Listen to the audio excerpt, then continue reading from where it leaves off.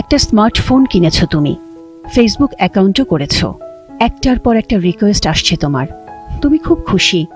অচেনা অনেক মানুষকে বানাচ্ছ বন্ধু, এর মধ্যে কারো কারোর সাথে বিশেষ বন্ধুত্বও হয় তোমার। এর মধ্যে একজন তোমাকে মেসেঞ্জারে গান পাঠায়, কবিতা পাঠায়, গুড মর্নিং গুড নাইট লেখে।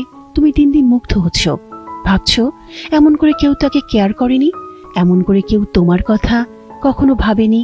কেউ বলেনি দুপুরে খেয়েছো বাবু, কেউ বলেনি ঘুমাও বেবি, তুমি না ঘুমালে আমি ঘুমোবো না, কেউ বলেনি তুমি খুব সুন্দর।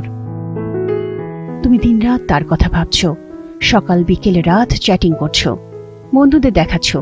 কোনো কোনো বন্ধু বলছে বাহ ছেলেটা তো ভালো, কত যত্ন করে তোর। তুমি অহংকারে পাখনা মেলো, মন দিয়ে দাও তাকে, ছেলেটা তোমার মনের আরো কাছে আসে, তুমি ভালোবাসায় ভেসে যাও। তোমার পড়াশোনা করতে ভাল লাগে না, খেতে ভাল লাগে না, বাবা মার কথা শুনতে ভাল লাগে না। তোমার মা বাবা তেমন বোঝেন না Facebook, Twitter, Messenger, WhatsApp.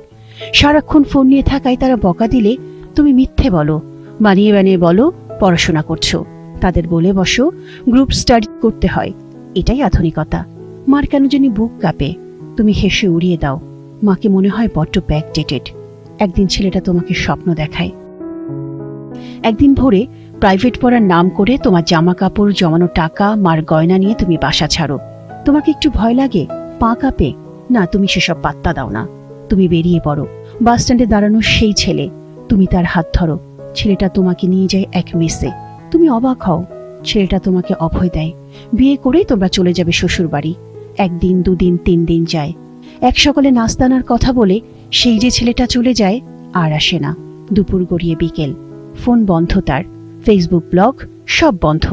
Bag খুলে দেখো টাকা পয়সা গয়নাগাটি কিছুই নেই তোমার। তুমি বুঝতে পারো সব হারিয়ে গেছে তোমার।